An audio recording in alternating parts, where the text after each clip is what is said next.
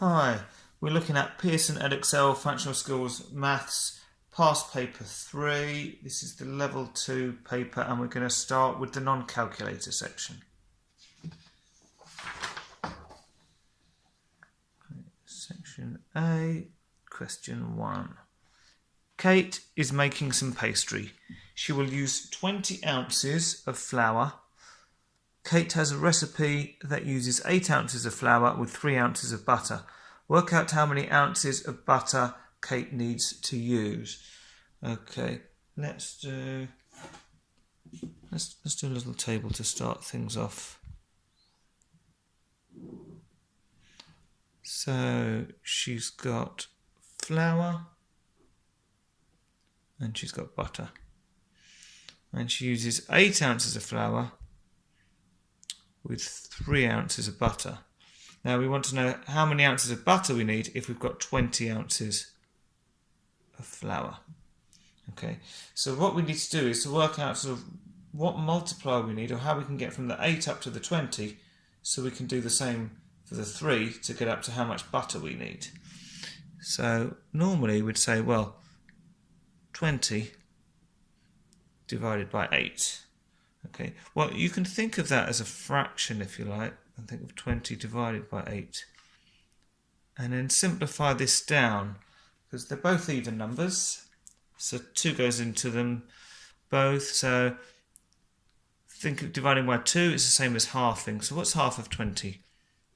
Well, that's 10, and half of 8 is 4. Well, they're still both even numbers, so we can simplify this further. So what's 10 divided by 2, or half of 10? That's 5. And half of 4 is 2. Okay. You could break this down or turn it into a decimal and say, oh, I can spot that actually this is the same as 2.5. But if you've still got it just as a fraction, that's absolutely fine. So what we're saying is to get from the 8 to the 20, we're multiplying it by 5 over 2. Okay, or to use the decimal here, 20 is 2.5 times 8.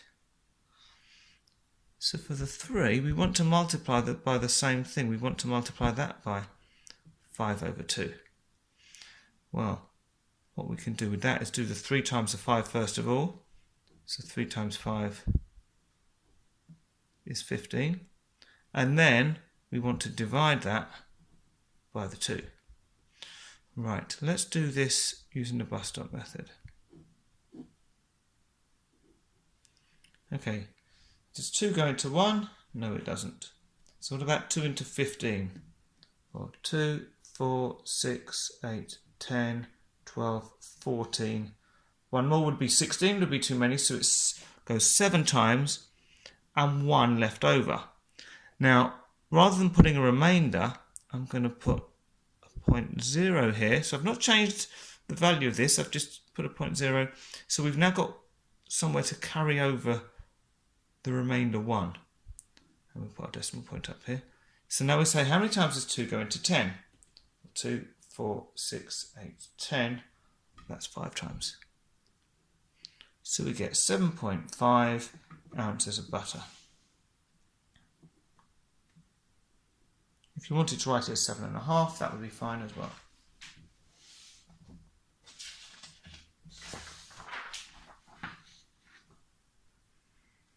Question 2. Work out the value of 4x plus 3 when x equals 2. So we're going to substitute this 2 in for the x. So in other words, we write this out again, but when you've got a number next to a letter, that means we times them. So it's 4 times 2, because the x is now 2. And then we've got the 3 to add on.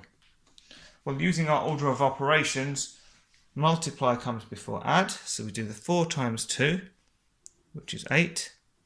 Then we're going to add on the 3. So 8 plus 3, that's 11. And for part B, here is a formula. A equals 5 root b. So this means 5 times the square root of b. Work out the value of a when b equals 16. So again, don't worry about it at first, just put the numbers in for the letters. So we're going to have A is equal to 5. And we said we know that if we've got a number next to something, all right, it's not directly next to the letter, it's next to the square root, but that's saying it's 5 times, and it's the square root, well, B is 16, so square root of 16. So the square root is 16, is the number which, when multiplied by itself, gives you 16. And if you can't remember that, well, work through your square numbers. So think, well, let's do 1, 2, 3, 4. Let's do the first 5. So 1 squared is 1 times 1, which is 1. 2 squared, well, that's 2 times 2, which is 4. 3 squared, 3 times 3, which is 9. 4 squared is 4 times 4, which is 16. So the square root of 16 must be 4. So that means we can replace the square root of 16 with 4, because they have the same value. Now, 5 times 4, well, that is 20. And just to complete this, if we wanted to do 5 squared, 5 times 5, 5, 10, 15, 20, 25. But we stopped here because that's the number we were trying to get to.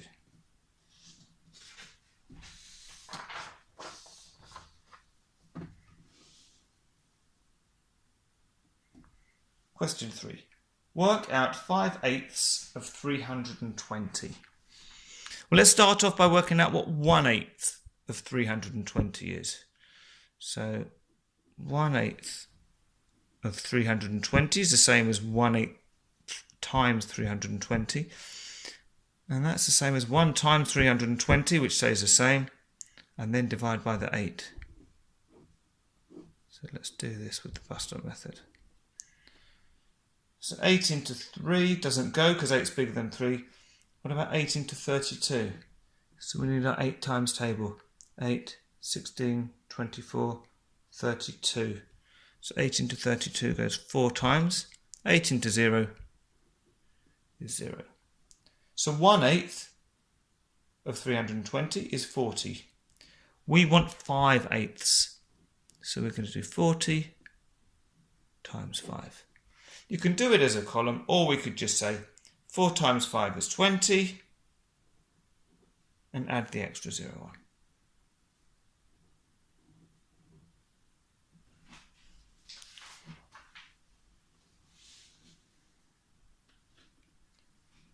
Now part B. Kanya makes and sells jewellery items. In 1 week she sells earrings, bracelets and necklaces in the ratio 13 to 24 to 15. What fraction of the total items sold were bracelets? Give your answer in its simplest form. Well, because I've got ratios here, I always like to draw my table. And we're going to need a few gaps here because we're going to have earrings, bracelets, necklaces, and then we're going to have a total. So the earrings are 13, bracelets are 24, and necklaces are 15. So if we want to know what the total is, well, let's add them up. 13 plus 24 plus 15. So what this is saying is if we had 13 earrings, 24 bracelets, and 15 necklaces, how many would we have altogether? Well, 3 plus 4 is 7, plus 5 is 12, 2 carry the 1, 1 plus 2 is 3, and another 1 is 4, and the carried 1 is 5. So we'd have a total of 52. So if we want to know what fraction of the total were bracelets, well, the total is 52, so that's going to be our denominator. And bracelets, we've got 24. So that's our fraction. They've asked for it in its simplest form. So you can look for any numbers that go into both 24 and 52, so any common factors. There's different way you could go for looking for bigger numbers. I'm just going to say, well, they're both even, so I know I can divide both by 2. So how many times does 2 go into 24? Or what's half of 24? Well, it's 12. And what about 2 into 52? Well, let's do a quick bust-up method. 2 into 5 goes twice with 1 left over, and 2 into 12 goes 6. So that simplifies to 12 over 26. They're still both even numbers, so I can divide by 2 again. Well, half of 12 is 6, and half of 26, well, let's do a bust-up again. 2 into 26, well, 2 into 2 goes once, 2 into 6, well, 2, 4, 6, that's 3 times.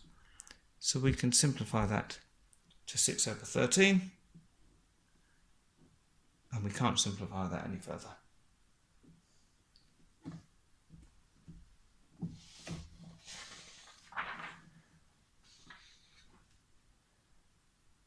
Question 4. Paul sees this advert for a payment plan for a laptop. So laptop payment plan, normal price £240. Pay a deposit of £36 and £15 a month for 12 months. Use our payment plan and save 8% of the normal price. Does using the payment plan save 8% of the normal price? You must show you're working. Alright, so let's work out how much the payment plan is altogether. And then we can see what 8% of the normal price is and see how that compares. So we've got a deposit of £36. We're going to have to pay that. But I'm going to start by looking at the £15 for 12 months. So we want 15 times 12. So you could write it as a column and say 2 times 5 is 10. 1 times 2 is 2, plus 1 is 3. And then we've got no units because we're on to the 10, so 1 times 5 is 5. 1 times 1 is 1. And add this all up. 180. Or what we could say is, well, I'm going to split this up. Instead of 15 times 12, I'm going to say, well, that's 10 times 12. So this is like an alternative. 10 times 12 is just 120. And if we want 15 12s, well, we need an extra 5. Well, 5 is half of 10, so we want half of 120, which is going to be 60. And we can add them up that way. So either way is fine for working out our 15 times 12. So we've got £180, and we also need to add on that deposit. So 0 plus 6 is 6, 8 plus 3 is 11, 1 plus 1 is 2. So we've got £216 compared to £240. Now we're asked to see, does using a payment plan save 8% of the normal price? Well, let's see what the actual amount saving is. So it's going to be 240 take away 216. Move this up a bit. So 0 take away 6 we can't do, so we're going to exchange one of these, reduce that to a 3 and pass our 10 over here. So 10 minus 6 is 4, 3 minus 1 is 2, 2 minus 2 is 0. So we've got £24 saving. Now we want to know, is that 8% of the original price? Well, if we want to work out what 8% of it is, let's start off by working out what 10% is, and then, well, if we know what 10% is, we can work out what 1% is, and take that away to get down to 8%. So we start off by saying, well, 10% of 240, well, we can just take the 0 off. So that's 24. Well, actually, that's the actual saving that we've got. So this is already telling us, well, that this saving is 10%, so it can't be 8%. So does it save 8%? No. it saves 10%. So if you wanted to carry on, you could say, well, if 10% is 24, 1%, you'd move the decimal point again, would be 2.4. And you could get another 1%, would be another 2.4, and then take them away from the 24. But and then we could compare it to the 24. But we know it's going to be less than this. So it can't be the same. They're talking about whether it is 8%. It can't be, because these numbers are already the same and this is based on 10%. Okay. Let's say if you wanted to take off the 2.4s, let's do that here. That would give us 4.8. Take it away from the 24, you'd end up with £19.2, which is not equal to £24. Or not percent, just £24. So you could have that, but there's no need to do this. Yeah, as soon as we've done the 10%, we'll say, right, okay, it's 10%, it can't be 8%. And we've just got one last bit to the non-calculator section, which says use estimation to check your calculation for the cost of the payment plan. Right, well, if you remember what we had for the payment plan, actually we had our £36 deposit, and then we had 15 times 12 months. Right, well, if we're going to do this using estimation, that means we want to do some rounding. So instead of 36, we're going to say, well, that's approximately equal to 40, rounding up to the nearest 10. And, well, the 15, we can probably keep the 15 as it is, but say 12, well, actually, that's close to 10. Now, the point of doing this estimation is to turn something that's a bit complicated into something much more straightforward that we can do without a calculator. So now when we look at this, well, we have to do our multiplication before the addition, but 15 times 10, we just put the 0 on.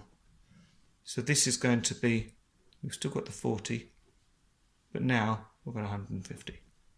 And 40 plus 150, well, that's going to give us 190. Okay, and that's not too far away from the actual 216, so we can say it's approximately equal to 216. It's an approximate check. We want to make sure that it's not hundreds or thousands away. Okay, so that looks sensible. And that's the end of the non-calculator section.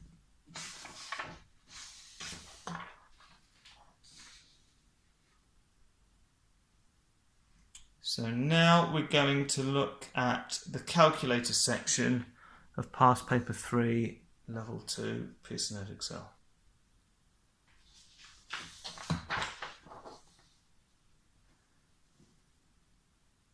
Okay, so question 1.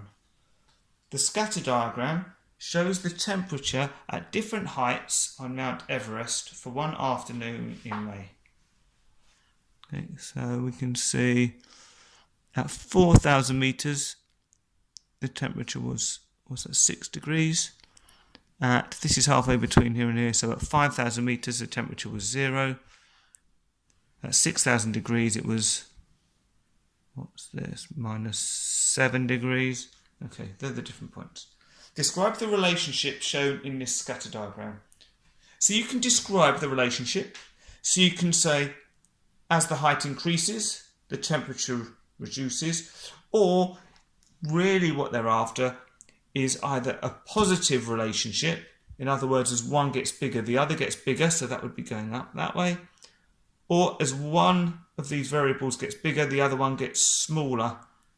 So this is a negative, and we tend to use the word correlation. Okay, that's all we need to know. There are camps on Mount Everest.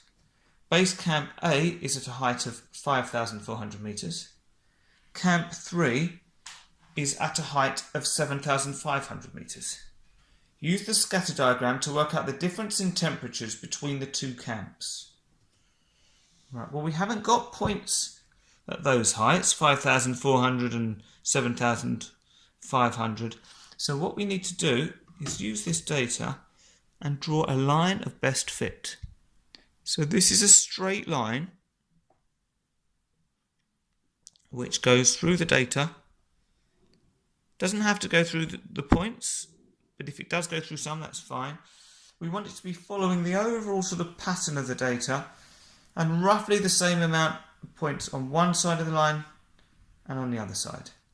Okay, so now we can use this to do some estimates for the temperature at the two different points.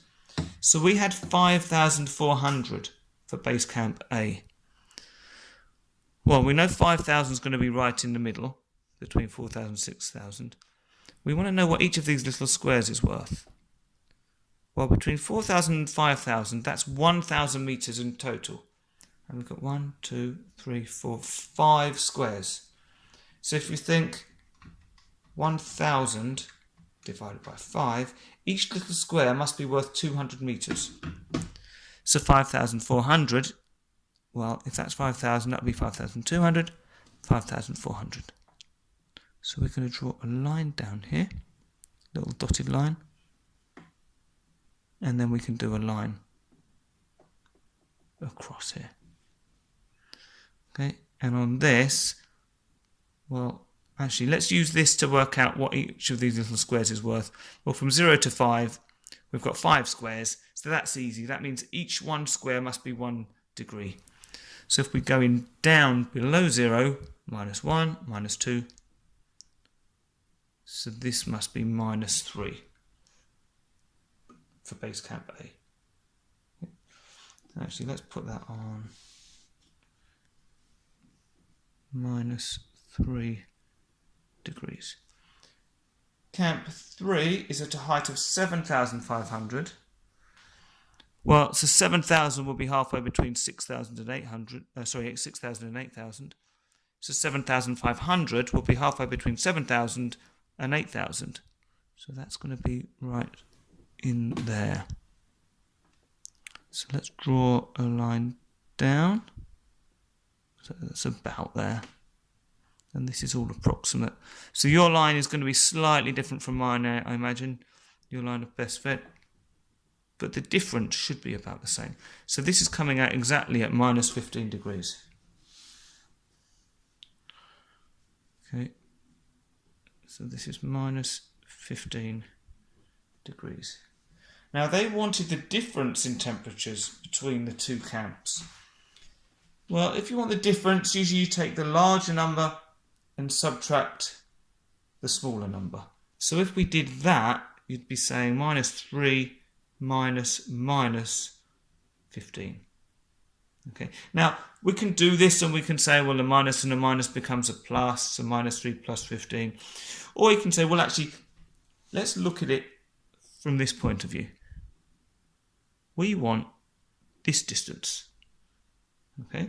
Well, we can actually just see how many squares we've got. If we start here, we've got 5 squares, 10, 11, 12. So it's just going to be 12 degrees. So if you want to do it using your maths, let's say this would end up being minus 3 plus 15, and you can even use your calculator, but you're still going to get 12 degrees. But if you've got a chart like this, you use it. Yeah, make life easy for yourself. Okay. Question 2. Jenny is an editor for a newspaper. She checks information in an article. The article states, in 2019, there were 300 people per square kilometre in the UK. Jenny knows that in 2019, the area of the UK was 242,500 square kilometres, and the population of the UK was 66.9 million. Is the statement in the article correct? Show why you think this. Okay, so they're looking at how many people are up per square kilometres. So what we need to do is start with the number of people, 66.9 million, but I'm going to write that in full. So that's going to be 66 million 900,000. So I've just written that all in digits. And per kilometre, so we're going to divide that by the number of kilometres we've got, or square kilometres. Okay. So 66,900,000 divided by 242,500 gives us 275 point, let's round it to 2 decimal places, 87, but this is a 6, it's more than 5, so we'll round that up to 0.88.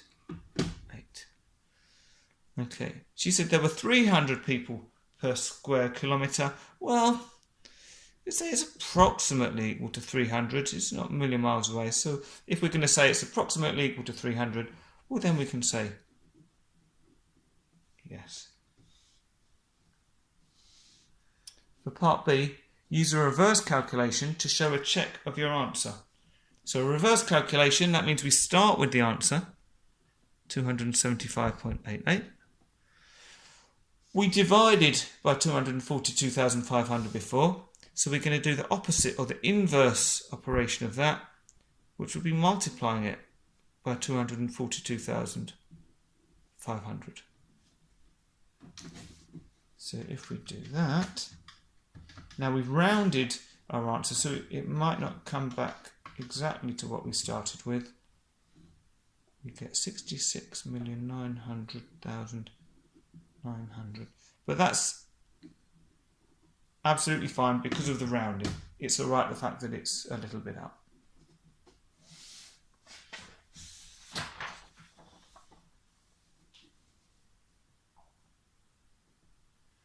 Question 3. Wesley is a salesman. He wants to work out the total cost of the petrol he will use for travel next week.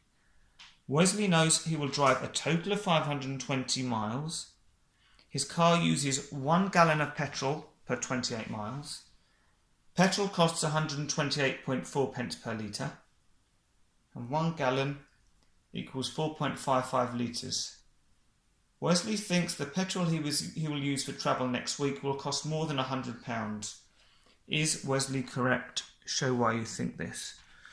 Right, so we want to work out how much it's going to cost him, so we can then compare it to £100. So to know how much it's going to cost, we've got to know, what do we need to know? We need to know how far it is first of all, so how much distance it's going to be. Then we need to know how many gallons, so how many litres, and then work out the cost from that. So if we know it's 520 miles and he uses 1 gallon of petrol per 28 miles, well, if we divide this by 28, it will tell us how many gallons he's going to need. 520 divided by 28. Okay, 18.57 gallons. Okay, now I've rounded it here, but I'm not going to take it away from my calculator. I'm going to keep all the values, all the decimal points in there. Okay, so that's how many gallons. Now, we've got the price in litres, so we want to turn it into litres instead. 1 gallon is 4.55 litres. So if we multiply this by 4.55, it's going to tell us how many litres he needs. So times 4.55, and we get 84.499. Now with this, I'm definitely going to round this. So 84.4999, round the 9 up, that's going to be 84.50 litres. Now you might find if you're using a scientific calculator, or if you typed it in slightly differently, you might get this coming out exactly 85.50. It's a slight quirk of these calculators that sometimes it does something a little bit different because of the rounding. Okay, but still we'd end up with 84.5 litres here. Now, the petrol costs 128.4 pence per litre, so we need to multiply this by 128.4. Now this is pence, okay, so I'm actually going to change that to 84.5. and multiply that by 128.4, and we get 10849.8, and that's pence. So that's p. We want to turn that into pounds. Well, so you can divide it by 100, or you could just move your decimal point twice. So this is going to be 108 point. Now, because it's money, we can't have 3 decimal places, we can only have 2. So 498. We want 2 decimal places, so the 8 is more than 5, so we have to round up. So that's going to be £108.50. Now, Wesley thinks the petrol he will use will cost more than £100. Is he correct? Well, yeah, £108.50 is more than £100. So, yes, he's correct.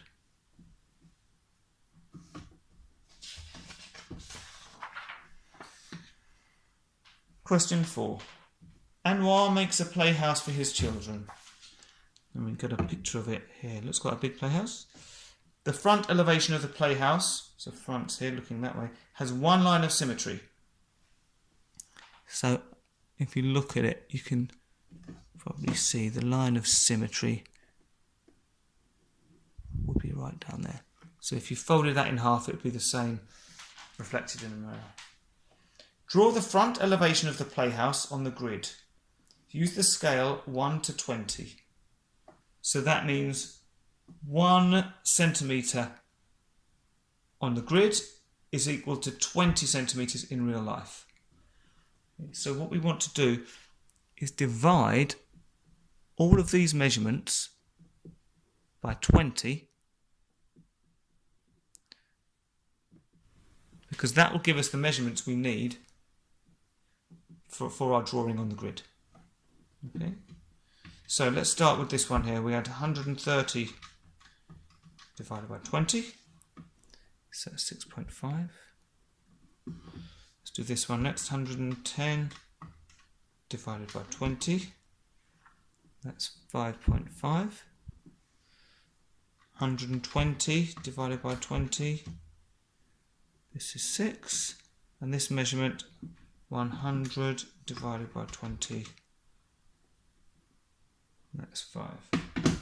Okay. Now, depending on how you've printed out your sheets, you'll probably find that 1 centimetre, or that each of these squares is a little bit less than 1 centimetre. If it had been printed out for the exam, it would actually be exactly equal to 1 centimetre. So what you can do is treat each of these squares as 1 centimetre. And as I say, in the exam, each of these would measure exactly 1 centimetre. So don't worry that yours is going to be slightly out. Okay? But we've got to draw this front elevation here. So let's start with the base. We know we want 5 squares across the bottom. So I'm going to start down here and go 1, 2, 3, 4, 5.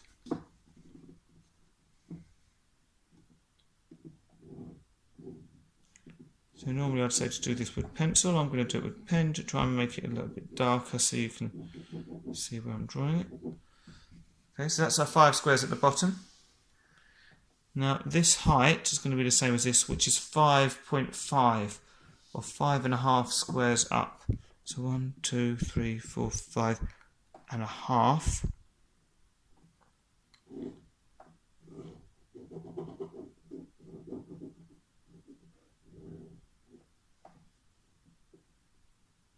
Make it nice and dark for you. Right, and it's going to be the same on the other side. It's the same over here.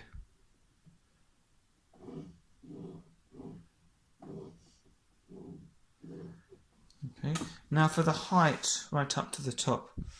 This height is 6.5 squares, and we know it's a line of symmetry, so that means the peak is going to be right halfway in the middle. Well, halfway in the middle is going to be here. So we want to go up 6.5 squares. 1, 2, 3, 4, 5, 6.5. So we can draw the sloping roof on one side and the sloping roof on the other. And just because they've got that line on the picture, I'm going to draw that horizontal line as well. Okay. And there we have it. The front elevation of the playhouse with one line of symmetry.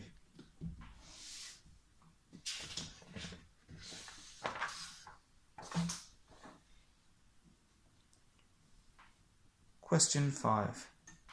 In October, Mr. Barker gave a group of 250 students a history test.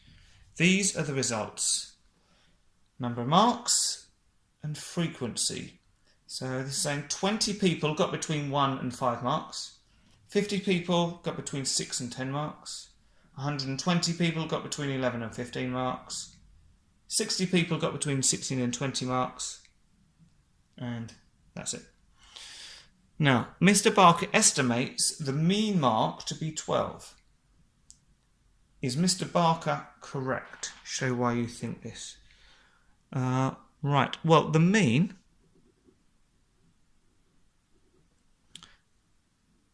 is the total, or everything added together, divided by how many you've got, or the frequency.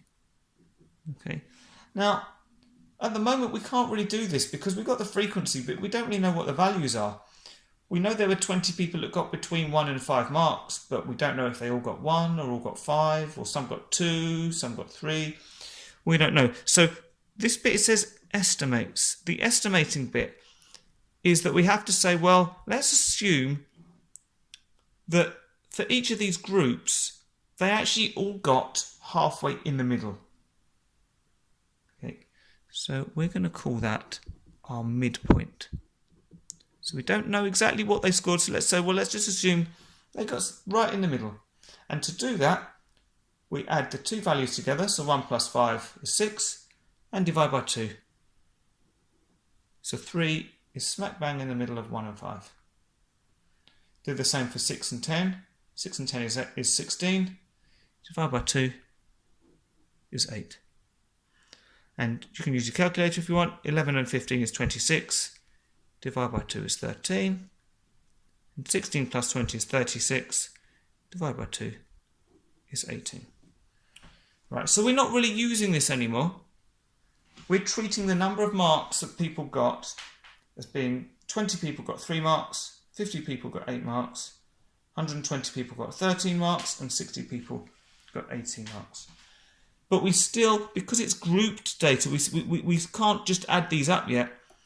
We need to work out how many marks there were in total, so we need to do it for each category. So if 20 people got 3 marks, then 20 times 3, that's 60 marks in total. So this is going to be our midpoint times our frequency. So 50 times 8, and we can use our calculator if we want to. It's going to be 400. Do the same for the next category, 120 times 13, 1,560, and then 60 times 18 is 1,080. So if we add these all up, this is going to give us the total marks scored by all 250 students. So let's start at the top. 60 plus 400 plus 1,560 plus 1,080, which gives us 3,100 marks. So that's going to be our total here. And the frequency, well, actually the frequency is going to be the total of all of these, which we can add up, but they've already told us it's 250. So we just need to do 3,100 divide by 250, and we get 12.4. Mr. Barker estimates the mean mark to be 12. Well, yeah, that's pretty much 12, rounded to the nearest whole number it is. So is he correct? We can say yes.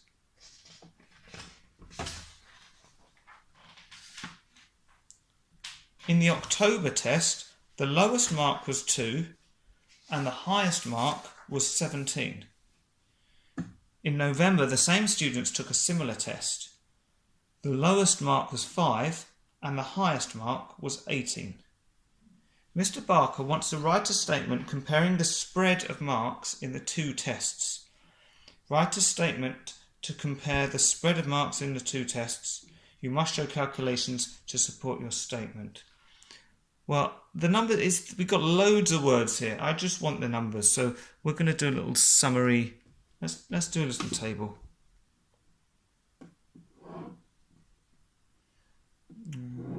What should we do?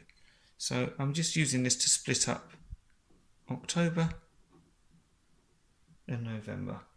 And we want the lowest and the highest. And if we've got the lowest and the highest, if we want to look at the spread, we want to know what's the difference, or the difference between these two. Well, the difference between the lowest and the highest is the range. So actually, let's put a few lines in here, make this look tidy. So the lowest for October was 2, and the highest was 17. So the range is going to be 17 minus 2, which is 15. For November, the lowest was 5, the highest was 18. So the range would be 18 minus 5, which is 13. We want a statement to compare the spread of the two tests, so we can just say the range of marks in, doesn't matter which month we start with, let's say in November, was, well, 13 is less than 15, so was lower than in October. Equally, you could say the range of marks in October were higher than they were in November.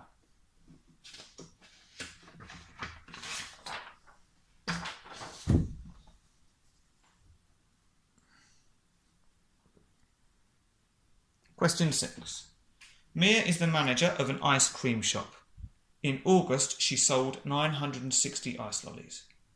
In September, she sold 810 ice lollies. Mia thinks she sold 18% fewer ice lollies in September than in August. Did Mia sell 18% fewer ice lollies in September than in August? Right, so let's work out what percentage fewer she really did sell.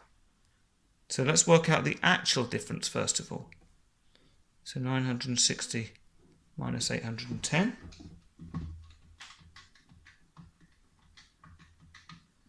That means she sold 150 fewer.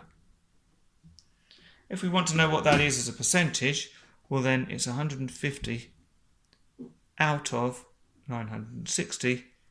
To make it a percent, we're going to times by 100.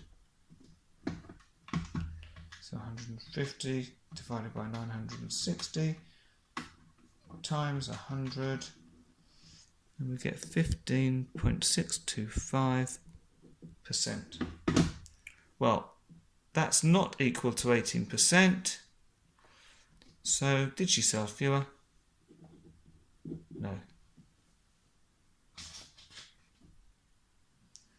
What you could do if you wanted to do it another way, you could work out what 18% of 960 is, take it away from 960 and then compare that to 810. Different way of doing it. Either way would be fine and give you the same answer. Question 7. Alex has 2 sets of 4 cards. He writes a number on each card. Alex picks 1 card from each set and multiplies the number to get a score. The table shows some of the scores. So what that's saying is that this value, for example, is minus 5 times 2. This is 7 times 2, and so on. Part A, complete the table. So wherever we've got a gap, we're going to multiply the values and put the answer in here. So I was going to use a calculator. You can, but we don't need to. 2 times 9 is 18, and we've got 1 minus there, so it's going to be minus 18. 4 times 5 is 20, minus, so it's minus 20. 6 times 9 is 54. Now we've got both the minuses, so minus and minus becomes a plus, so that's just a positive 54. Minus 9 times 8, or 9 times 8 is 72. We've only got one minus, so the answers are minus. 4 times 11, 44, and they're both positive, so it stays positive. 6 times 11 is 66. 1 minus, so it's a minus 66. And 11 times 8 is just going to be 88. Alex says the probability that the score is negative is 0.5, which means there is a 5% chance that the score is negative. Alex is incorrect. Explain why. Well, he's saying that 0.5 equals 5%, but that's not true. Now, if you think of it as percentage, well, 0.5, we can put because 0.5 is actually equal to 50%, not 5%.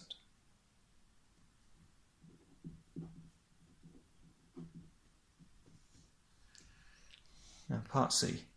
Alex picks one card from each set. What is the probability that the score is 14? Right, so he's going to pick sort of one of these combinations. So how many combinations have we got? 1, 2, 3, 4, 5, 6, 7, 8, 9, 10, 11, 12, 13, 14, 15, 16. So there's 16 possible answers. How many of them are equal to 14? Well, we've got 1. Only one of them is equal to 14. So it's going to be 1 out of 16. And that's it. We can't simplify it. That's our answer.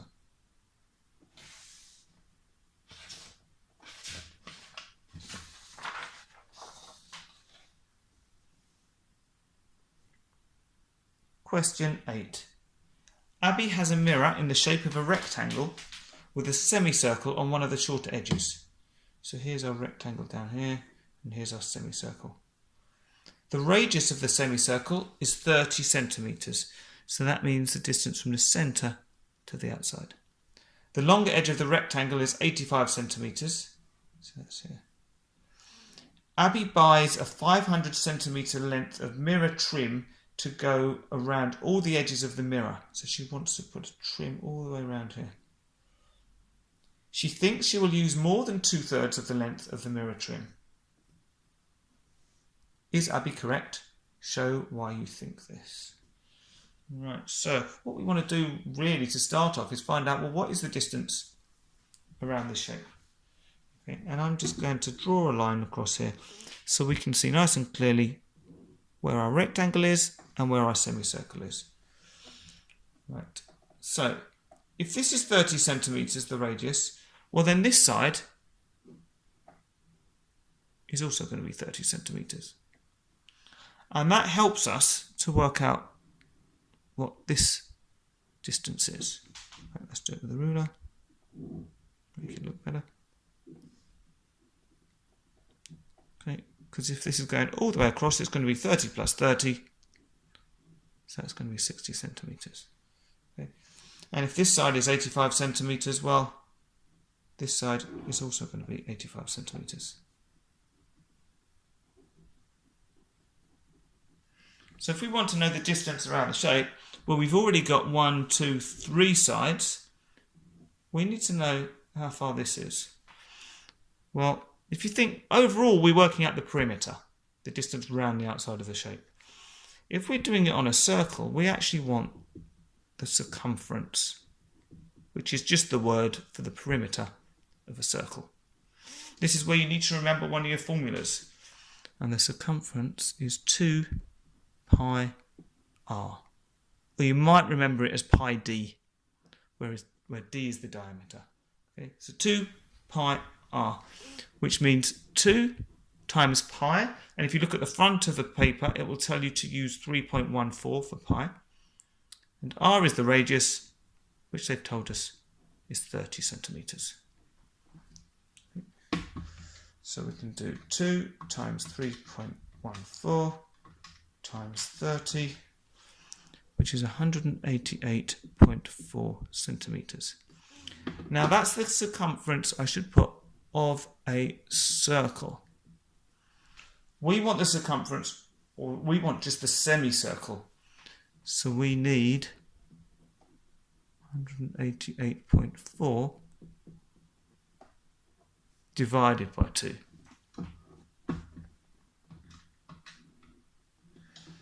And we get 94.2. So that means that the perimeter is going to be, well, 94.2 plus 85 down that side, plus 60 along the bottom, plus another 85 up that side. Now we don't add this because this is inside the shape.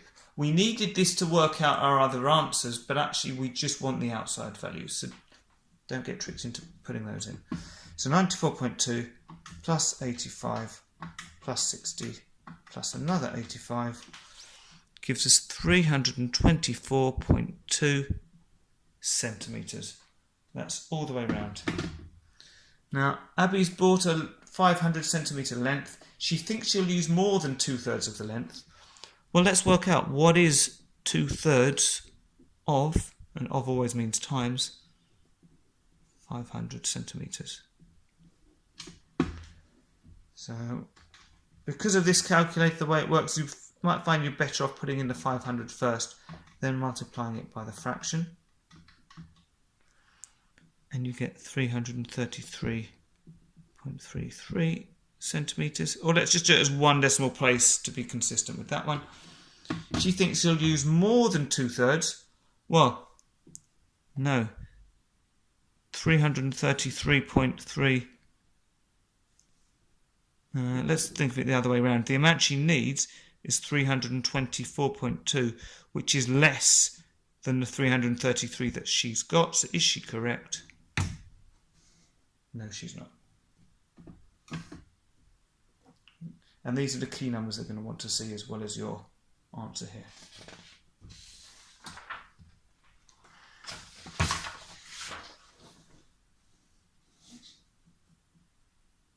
Question 9. Carl plots 3 points on a grid. Okay, and we've got them 3 here. Part A. Write down the coordinates of the point P.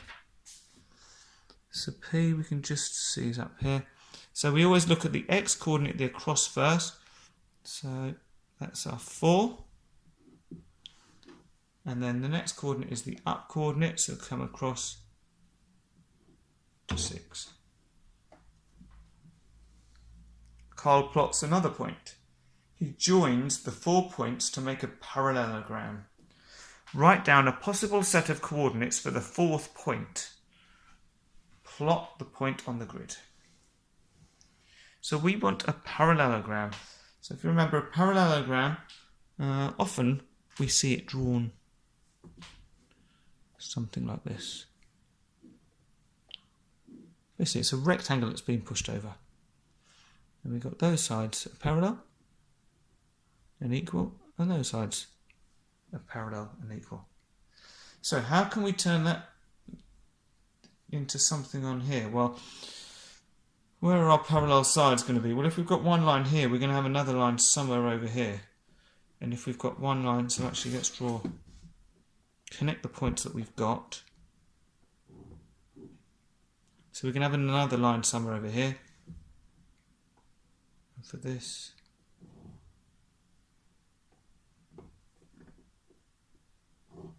we can have another line somewhere over here. I like to think of it using sort of triangles. So if we think, well, to get from this point to this one, we're coming down 1 square, and we're going across 3. So let's do the same up here. Let's come down 1 square and go across 3 squares. So that means we'd have a point here. And hopefully you can see, especially actually the ruler, it's almost perfect. You can see that those 2 lines are parallel, and so are those 2. Okay, we just need the coordinates of this point. Well, the x coordinate is going to be 7, and the y coordinate is going to be 5. Now, there may be more than one way of making a parallelogram on here, but this is by far the most straightforward one. But if you see a different one, that could also be correct.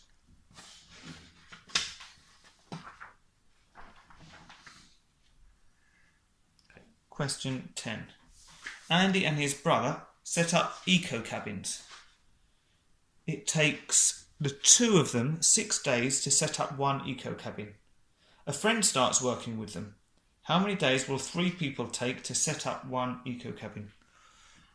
Right, so this is an inverse proportion question. With proportion questions, as one thing goes up, the other thing goes up. So if you buy more cans of Coke, then it costs you more money. With these types of questions, if you've got more people working, well, it should take less time to do it. Otherwise, there's no point having more people. So let's start off by thinking, well, how much work is there in total? Well, if there's 2 of them working for 6 days, in total, that's 12 days worth of work. So if it was one person doing all of it, he'd have to work 6 days for that first person and another 6 days for the second person. So 12 days altogether. There's actually 3 people. So we can divide that 12 days up amongst the 3 people. So 12 divided by 3, we're going to get 4 days.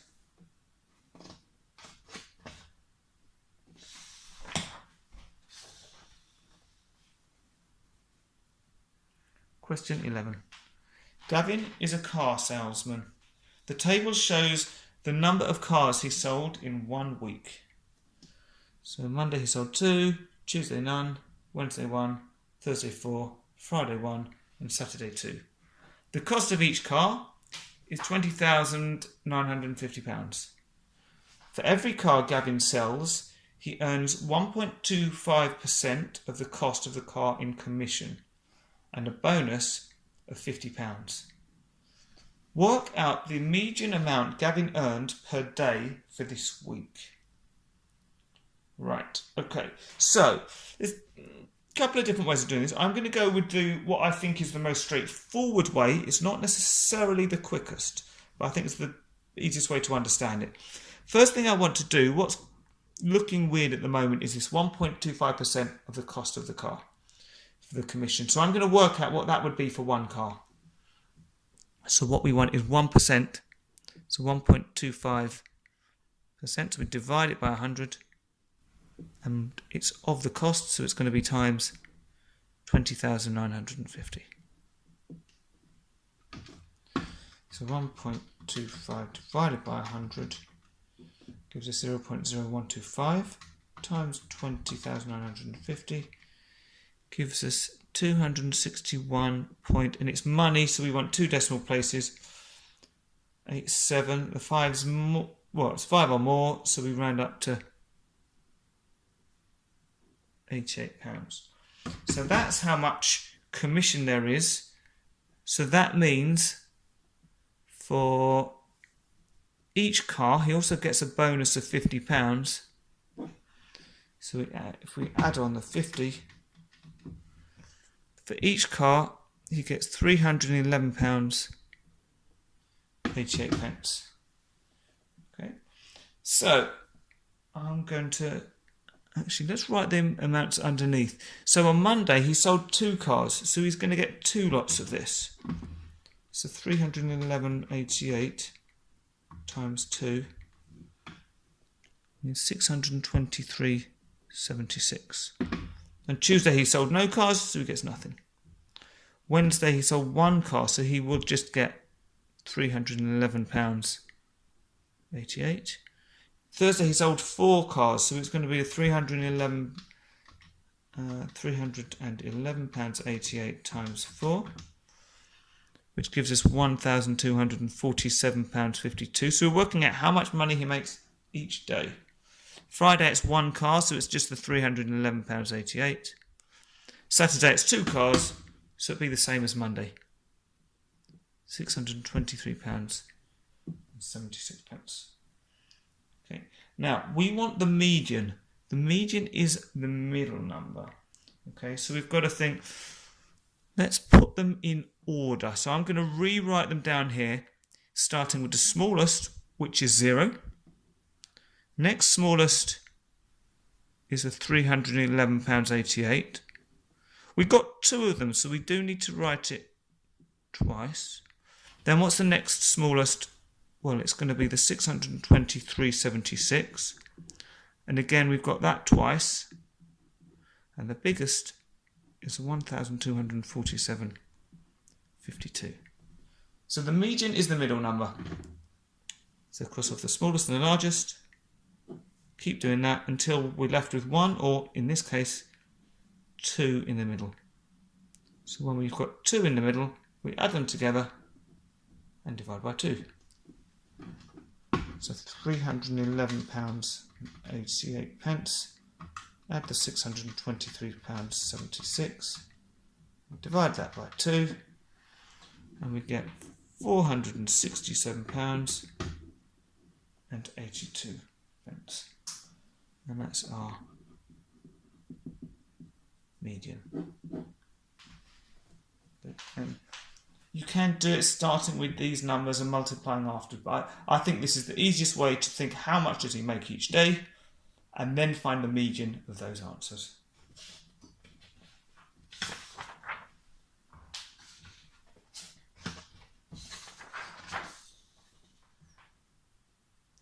Question 12, and this is the last question in the paper. Meninda is the manager of a restaurant. She wants to cover the floor of the restaurant with tiles. This is a plan of the floor of the restaurant. Okay, so we've got most of the measurements. We haven't got this measurement.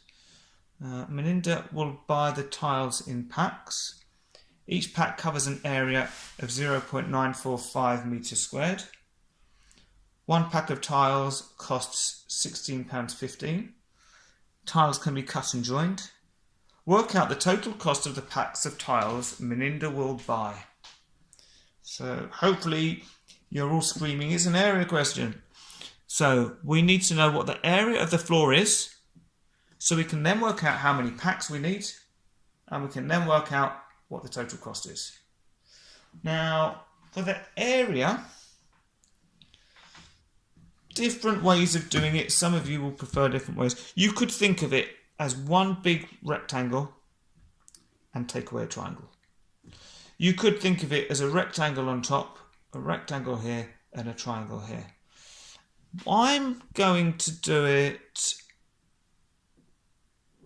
like this and say, well, I've got a rectangle on top and this is a trapezium.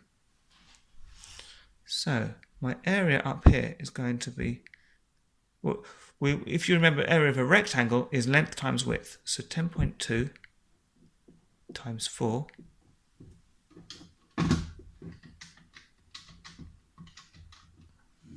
is going to get me 40.8 metres squared. Now, I'm doing trapezium because we don't often do it, and I just think it's nice to do as many different shapes as we can. So for the area of a trapezium, we want, well, let's say the area is half of A plus B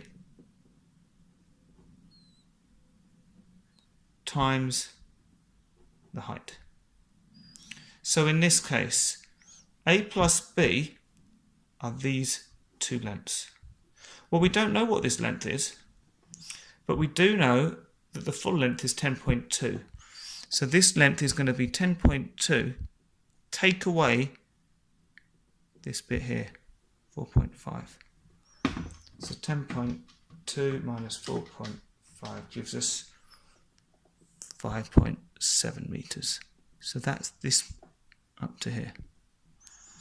Now we're also going to need the height. So I should use my ruler. So this height here. So 7.7 metres is all of it, so 7.7. We want to take off this bit at the top. That's going to leave us with 3.7 metres for that. So if we put those into the formula, we're going to get the area is a half of A, which is 5.7, make sure you can see that, plus B, which is this length at the bottom, 10.2. And all of that is going to be multiplied by the height, which is 3.7. Okay, so again, let's do that in bits. We'll do 5.7 plus 10.5.7 5.7 plus 10.2. So this is going to be a half times 15.9 times 3.7. And if you prefer to think of a half as 0.5, we get 0.5 times 15.9 times 3.7. And we get 29.415 meters squared. So the total area is going to be these two added together, 40.8 plus 29.415,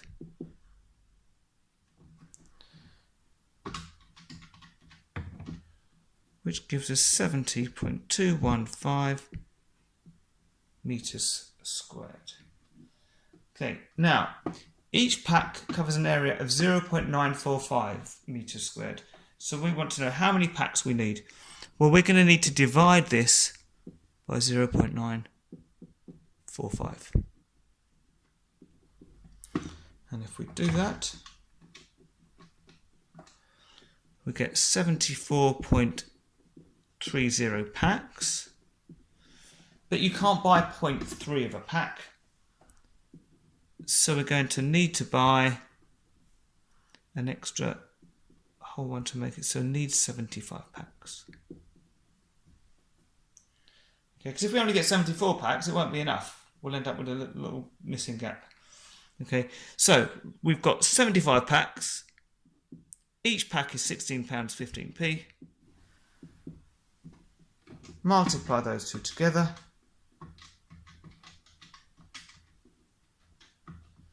And we get £1,211.25. And that's our final answer. And that's the end of the paper.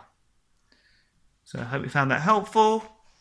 Please like the video, subscribe to the channel, have your notifications on so you get updates every time I upload a new video.